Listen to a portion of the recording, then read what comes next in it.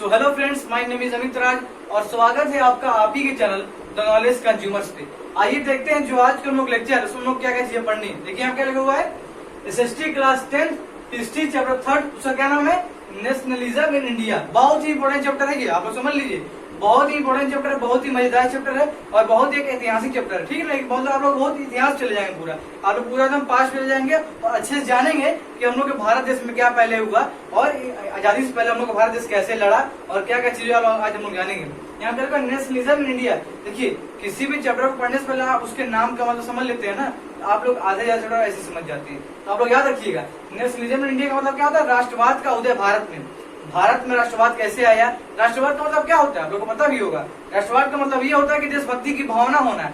हम लोग कैसे आजादी के लिए लड़े और जो बहुत सारे क्रांतिकारी थे, बहुत सारे जो लोग शहीद हुए हम लोग भारत देश को आजादी लड़ने में, तो कैसे कैसे लड़े और क्या क्या चीजें हुई, कौन कौन से आंदोलन हुए, कौन कौन से समझौते हुए, हम लोग समझेंगे। देखिए इसका मतलब यही है, नेशनलिज्म इन इंडिया का मतलब यही है कि राष्ट्रवाद का उदय, राष्ट्रवाद का उदय भारत में कैसे हुआ। ठीक है ना, यहाँ पे देखो varied culture, religion, language, close.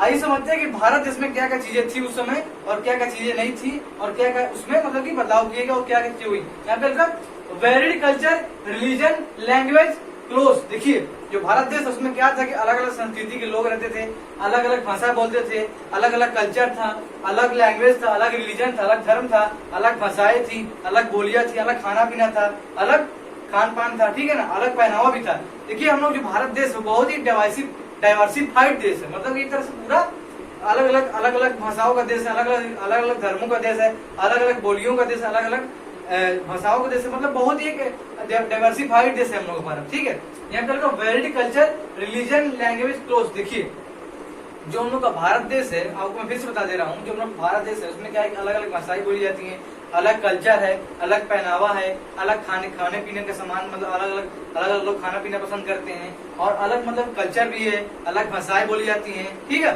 तो बहुत एक डाइवर्सिफाइड हम लोग का देश है। ठीक है, यहाँ पे हाउ वी गॉट फ्रीडम, हम लोगों ने कैसे आजादी पाई। देखिए जो ये आज का हम लोग टॉपिक है उसमें लोग क्या चीजें पढ़नी है। देखिए जो आज हम लोग टॉपिक है इससे हम लोग सिर्फ इंट्रोडक्शन जानेंगे, इस चैप्टर का आज हम लोग क्या जानेंगे, इंट्रोडक्शन जानेंगे। देखिए इंट्रोडक्शन में क्या होता है, इंट्रोडक्शन में हम लोग ये जानते हैं कि हम लोग को क्या क्या चीजें इस चैप्टर में पढ़नी है। ठीक है, तो आज हम लोग अपना चैप्टर स्टार्ट नहीं कर रहे हैं, लेकिन सिर्फ आज हम लोग जान रहे हैं कि हम लोग इस चैप्टर में क्या क्या चीजें पढ़नी है। ठीक है, यहाँ पे हाउ वी गॉट फ्रीडम, हम लोगों ने कैसे आजादी पाई।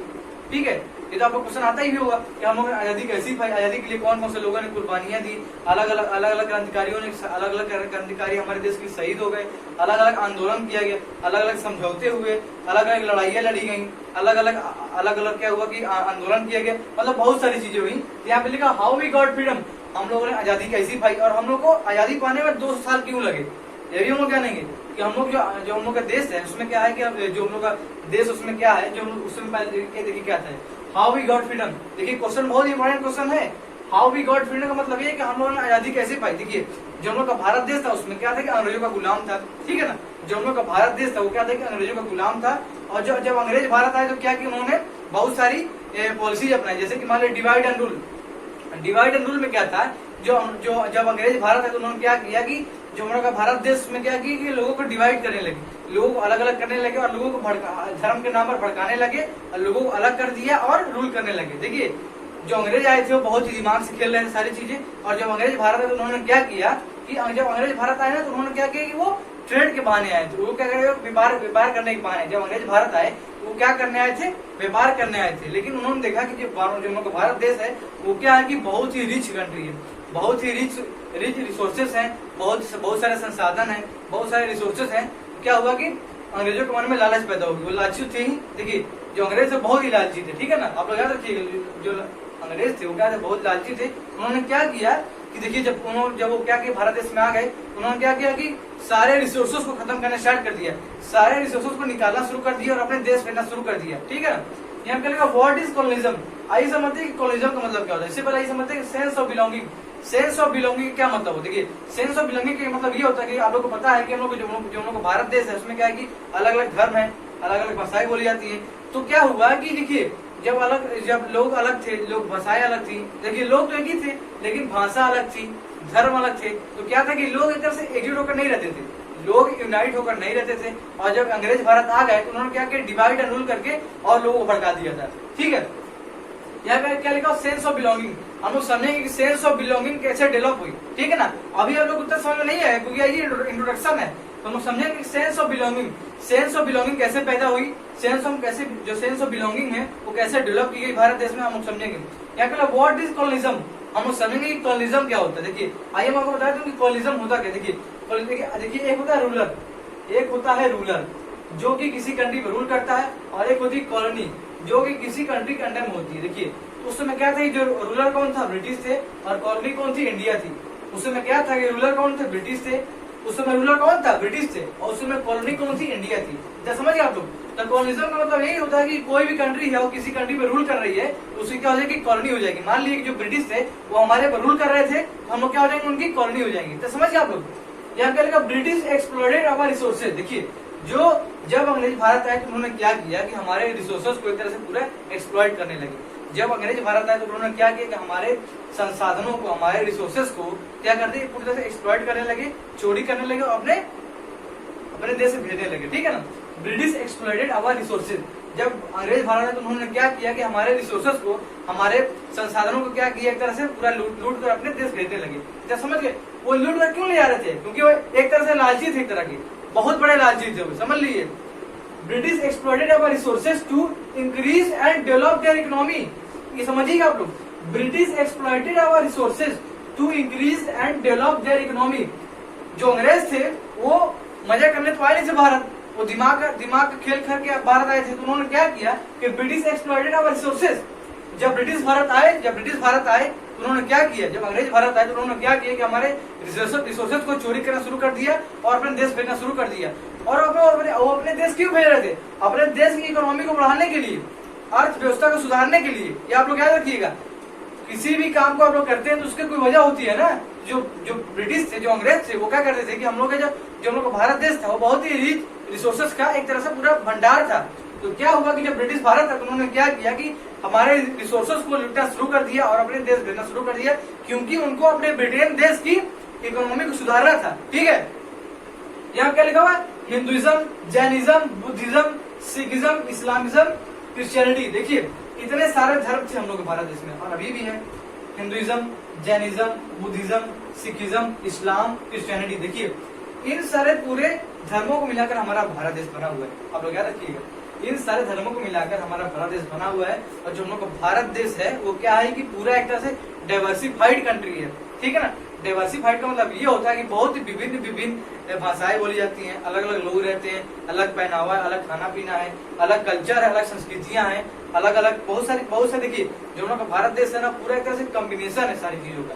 ये सारी चीजों को आप लोग मिला देंगे तो हम लोग क्या बनेगा, भारत देश बनेगा। देखिए आपको मैं बता देता हूँ कि आप लोग का नॉलेज अच्छा रहेगा।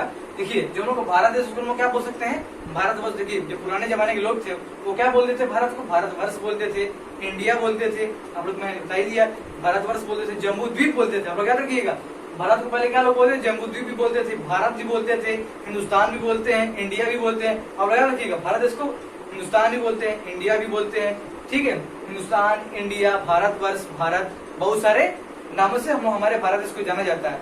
इंडिया सिर्फ इंडिया नहीं है। देखिए अगर मैं आपको इन चीजों में से इंडिया निकाल के दूं, देखिए हिंदुइज्म, जैनिज्म, आप लोग ध्यान देखिए मैं आपको क्या बता रहा हूँ। हिंदुइज्म, जैनिज्म, बुद्धिज्म, सिखिज्म, इस्लाम और क्रिश्चियनिटी। देखिए हिंदुइज्म का आप लोग आई ले लीजिए, हिंदुइज्म का आप लोग आई ले लीजिए, जैनिज्म का आप लोग क्या ले लीजिए, एन ले लीजिए। जैनिज्म का आप लोग क्या ले लीजिए, एन ले लीजिए। हिंदुइज्म का आप लोग आई ले लीजिए, जैनिज्म का आप लोग एन ले लीजिए, और बुद्धिज्म का आप लोग डी ले लीजिए। बुद्धिज्म का आप लोग क्या ले लीजिए, डी ले लीजिए, और क्या ले लीजिए, आई एन डी। और सिखिज्म का आप लोग आई ले लीजिए, ठीक है। सिखिज्म को देखिए आई एन डी आई, देखिए। और क्या इस्लाम का आप लोग क्या लीजिए, ए ले लीजिए। देखिए इंडिया, इतना हम समझ गए। Hinduism I N D I A, देखिए Hinduism, Jainism, Buddhism, Sikhism, Islam, Christianity.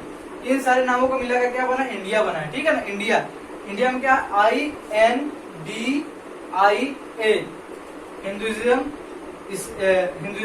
Jainism, Buddhism, Sikhism, Islam, Christianity. देखिए हिंदू धर्म, जैन धर्म, बौद्ध धर्म, सिख धर्म, इस्लाम धर्म, ईसाई धर्म, इतने सारे धर्मों को मिलाकर हमारा भारत देश बना हुआ। आप लोग तैयार रखिएगा, तो आप लोग इतना समझ गए ना। देखिए ये जो आज हम लोग का टॉपिक था, इसमें क्या था कि आज हम लोग सिर्फ इंट्रोडक्शन जानने थे कि हम लोग को आने वाले चैप्टर्स में और इस चैप्टर में क्या क्या चीजें पढ़नी, इतना हम लोग समझ गए ना। इस टॉपिक में सिर्फ इतना ही था।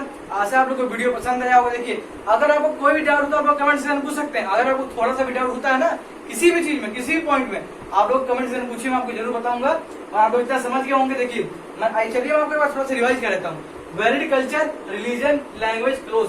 देखिए जो हम लोग का भारत देश, उसमें क्या है, अलग अलग संस्कृति के लोग रहते हैं, अलग भाषा बोलने वाले लोग रहते हैं, अलग धर्म के लोग रहते हैं, अलग बोलियां बोली जाती हैं, ठीक है ना।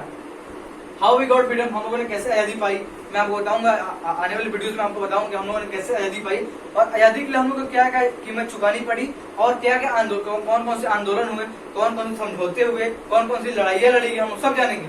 यहाँ पे व्हाट इज कॉलोनिज्म।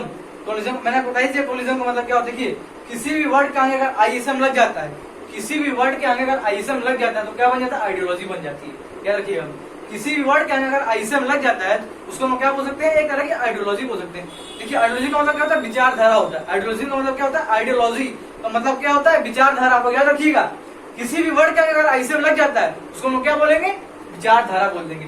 नेशनलिज्म एक विचारधारा है, याद रखिएगा आप लोग। नेशनलिज्म एक क्या, एक तरह की विचारधारा है, ठीक है ना। लिबरलिज्म आप लोगों ने सुना होगा, लिबरलिज्म एक तरह की विचारधारा है, ठीक है ना। सोशलिज्म एक तरह की विचारधारा है। मार्क्सिज्म एक तरह की विचारधारा है, याद रखिएगा आप लोग। बहुत सारे विचारधारा के लोग रहते हैं और बहुत सारे आइडियोलॉजीज हैं, मैं आपको पढ़ाऊंगा अगले चैप्टर्स में। इतना हम लोग समझ गए। देखिए इस टॉपिक में सिर्फ इतना ही था। तो आशा आप लोग को वीडियो पसंद आया होगा। मैं इससे पहले ही बोल सकता हूँ कि आप आशा का लोग वीडियो पसंद आया है और आपको कोई भी डाउट होगा आप लोग कमेंट सेक्शन में पूछ सकते हैं। सो थैंक यू, मिलेंगे अगले वीडियो में। तब तक आप इसको रिवाइज करते रहिए और आने वाले वीडियोस में हम लोग मजेदार तरीके से पढ़ेंगे, तो मजा आने वाला एकदम, ठीक है। थैंक यू, मिलेंगे अगले वीडियो में।